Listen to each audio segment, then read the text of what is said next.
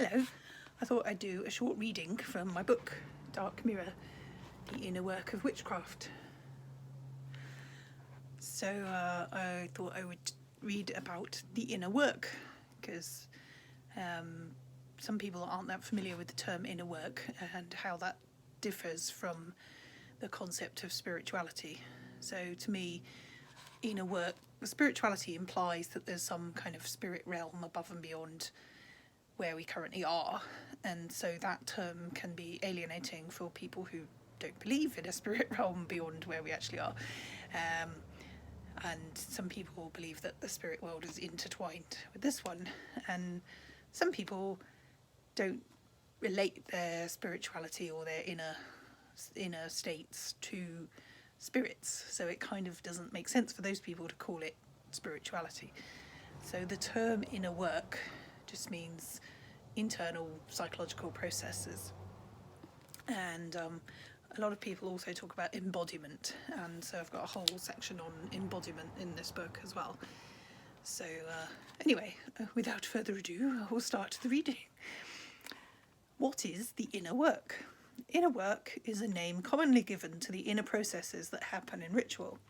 It can also mean the transformation of the psyche that comes about through engaging in religious ritual. However, the best kind of inner work also has an effect outside the individual and outside the circle. When rituals are focused only on self-development, they tend to be a bit too introspective.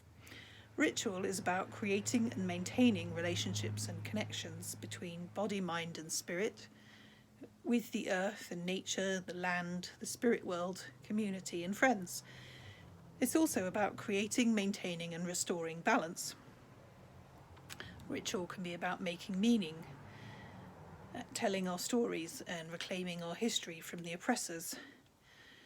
So witchcraft weaves a web of symbolism, story, mythology, meaning and community and love to stand against the ennui and emptiness of relentless consumerism.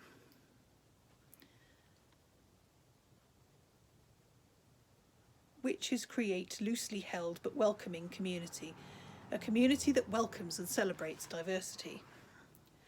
Diversity of body shape, skin colour, physical ability, neurodivergence, sexual orientation, gender expression and identity, biology, cultural background, age, talkativeness or lack of it, and so on. So any form of diversity that you can think of,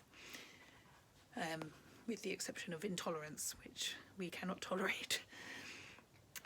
Practicing witchcraft can create a strong and authentic identity to resist the pressures of consumerism and commercialism and capitalism. Witches weave relationships with other beings, humans, animals, birds, spirits and deities. The inner work of ritual may be intrapersonal, within the self, interpersonal, between people, restorative or community building. The kinds of relationships that ritual helps to maintain may be of various kinds. Friendships, erotic relationships, which could include kinky ones, patron-client relationships. Inner work might be meditation, visualization, prayer, magic, balancing archetypes within the psyche, lucid dreaming, healing, connecting with the body or attuning to nature. There are many different techniques that we can use in the circle, but often they're seen as items on a magical checklist to be ticked off as ends in themselves, whereas they can also be means to an end, the goal of enlightenment, the creation of meaning, or the restoration of harmony and balance. The magical journey, which is known in alchemy as the Great Work, has the goal of restoring harmony to the world.